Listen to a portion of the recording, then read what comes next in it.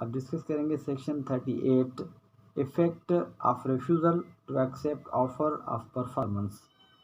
Section 38 में offer को refuse के हवाले से डिस्कस किया गया है कि अगर एक ऑफ़र ए की तरफ से होती है, वो ऑफ़र बी की तरफ एक्सेप्टेंस के हवाले से सेंड की जाती है, या बी को ऑफ़र दी जाती है और बी उसको एक्सेप्ट करने के बजाय उसको रिफ्यूज़ करते हैं, तो ये पार्टीज़ के ऊपर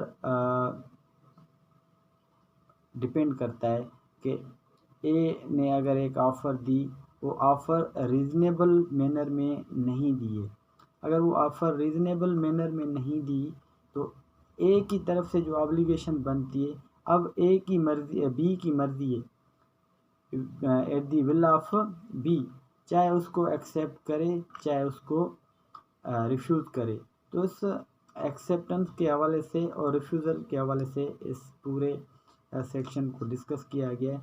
तो इस सेक्शन में 3 एलिमेंट्स को डिस्कस किया गया है वो ऑफ़र के हवाले से। अगर वो ऑफ़र में 3 एलिमेंट्स कंप्लीट होंगे तो बी इज़ रिस्पॉन्सिबल, बी की ऑब्लिगेशन बनती है कि उसको एक्सेप्ट करे।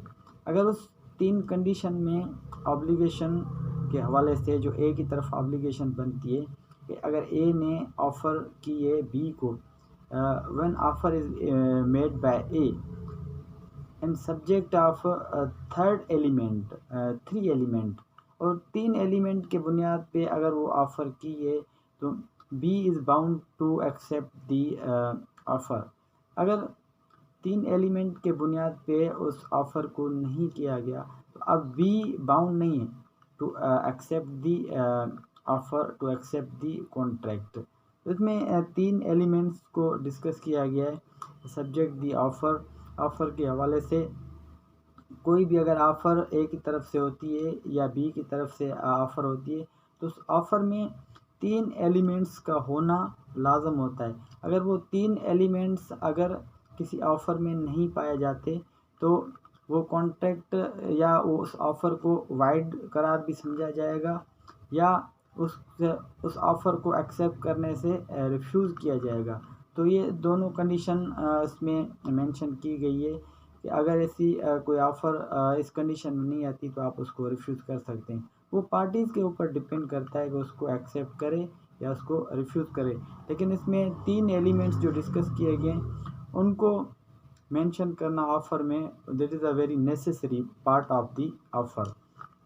सबसे पहले जो है इसमें first element, it must be unconditional, यानी पहले एलिमेंट्स में जो डिस्कस किया गया है कि आप जो भी ऑफ़र के हवाले से कोई टर्म्स और कंडीशन बनाना चाहते हैं या बी को देना चाहते हैं वो अनकंडीशनल होने चाहिए। ऐसे आप कंडीशन उसमें मेंशन नहीं करेंगे जिन कंडीशन को एक्सेप्ट करना बी के लिए डिफ़िकल्ट हो रहा हो।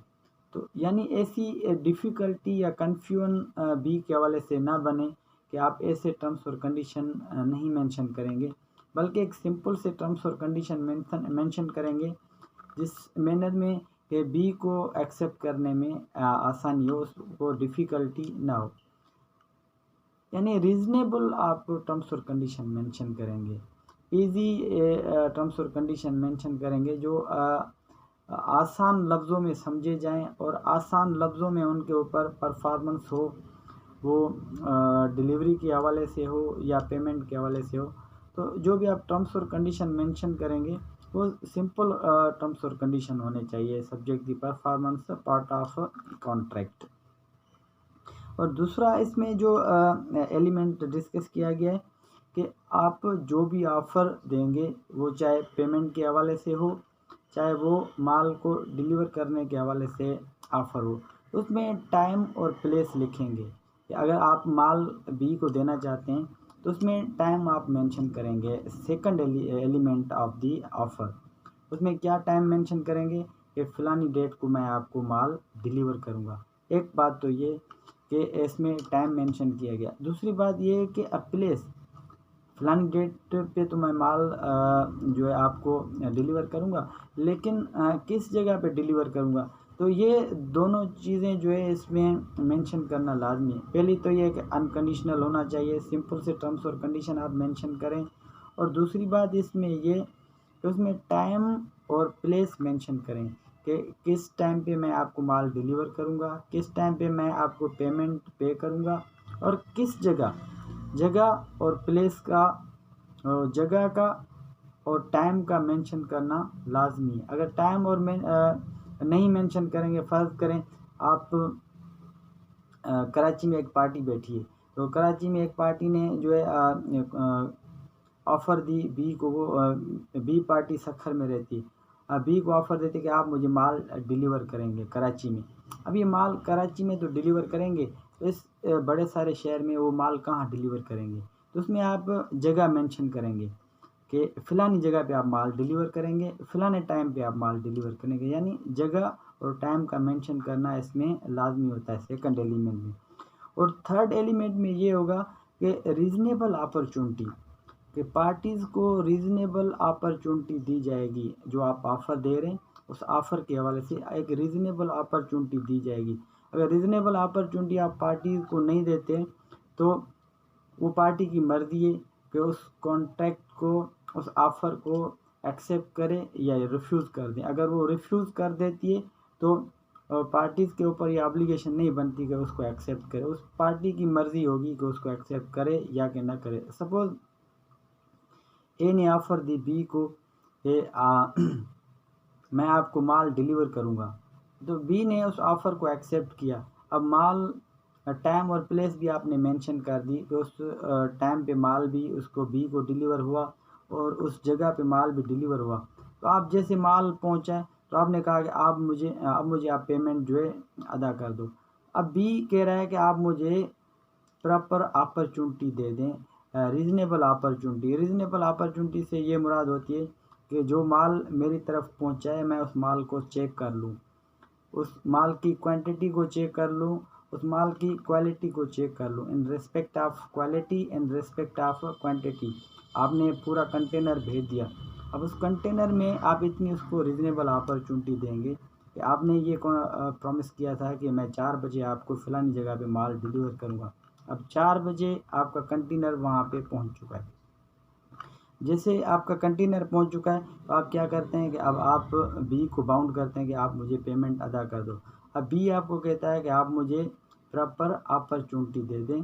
इस अपॉर्चुनिटी के हवाले से ये होता है कि मैं इस माल को चेक कर लूँ और इसकी क्वांटिटी को भी चेक कर लूँ, इसकी क्वालिटी को भी चेक कर लूँ। अगर क्वांटिटी और क्वालिटी के हवाले से आप चेक नहीं करने देते हैं, आपने कहा कि नहीं बस आपके साथ कॉन्टैक्ट हुआ था और आपको ऑफ़र दी थी, अब आप ये होगा कि आपने मुझे पेमेंट अदा करना है। इसी सूरत में B is not bound to execute the contract, to execute the offer, he can refuse.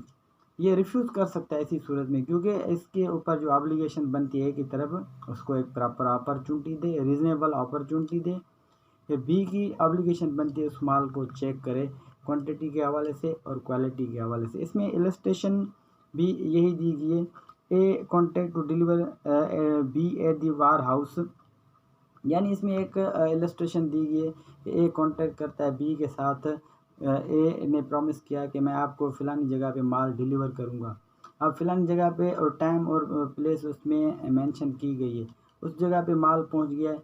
अब बी को अगर ए अपॉर्चुनिटी नहीं देते to check the quality and quantity, अब B is not bound, B bound नहीं है, बी उस कॉन्ट्रैक्ट को रिफ्यूज़ कर सकते हैं, क्योंकि इसमें सिंपल सी ये बात है कि आप जिस पार्टी के साथ कॉन्टैक्ट कर रहे हैं, उसको माल डिलीवर कर रहे हैं, उस पार्टी को आप जो है एक तो पहली बात उस टाइम पे माल पहुंचाएंगे, उस जगह पे माल पहुंचाएंगे और रीज़नेबल मैनर में माल पहुंचाएंगे, और माल पहुंचने के बाद उस पार्टी को आप एक मौका देंगे तो उस माल को चेक कर लें, उस माल की क्वांटिटी को चेक कर लें। अगर आप ने एक चावल की ट्रक जो है उस पार्टी को डिलीवर की है, तो अब ये आपके ऊपर ये ऑब्लिगेशन बनती है कि आप उसको रीज़नेबल अपॉर्चुनिटी दें कि बी उस माल को चेक कर लें कि इसमें कितनी बोरियां जो है लोड की हुई है ट्रक में, या इसमें कितना वेट ट्रक में किया हुआ है, और क्वालिटी के हवाले से भी चेक करेगा, क्वांटिटी के हवाले से भी चेक करेगा। आपने 1000 बैग्स का सौदा किया तो उस कंटेनर में आपने 1000 बैग्स रख दिए और क्वालिटी के हवाले से भी आपने मेंशन किया। जब ये माल पहुंचता है तो अब बी को आप रीज़नेबल अपॉर्चुनिटी देंगे कि उस माल की गिनती करें कि इसमें 1000 बैग्स कंप्लीट हैं कि नहीं, या इसमें कमी पेशी है, और माल को भी चेक करेगा क्वालिटी के हवाले से। जिस क्वालिटी में मैंने माल इससे परचेज़ किया था कि उस क्वालिटी में ये माल है कि नहीं है। तो इस हवाले से जो है सेक्शन 38 को डिस्कस किया गया। Subject the 3 element of offer. पहली तो ये है कि अनकंडीशनल होनी चाहिए ऑफ़र, दूसरी ये है कि उसमें टाइम और प्लेस को मेंशन करना चाहिए, और तीसरी उसको कि रीज़नेबल अपॉर्चुनिटी देनी चाहिए पार्टी को। वो अपॉर्चुनिटी चाहे ए के हवाले से हो, वो अपॉर्चुनिटी चाहे बी के हवाले से हो। तो ये दोनों पार्टीज़ के दरमियान जो ऑब्लिगेशन होगी और उसमें ऑफ़र के हवाले से एलिमेंट हैं, उसको इस चैप्टर सेक्शन 38 में डिस्कस किया गया।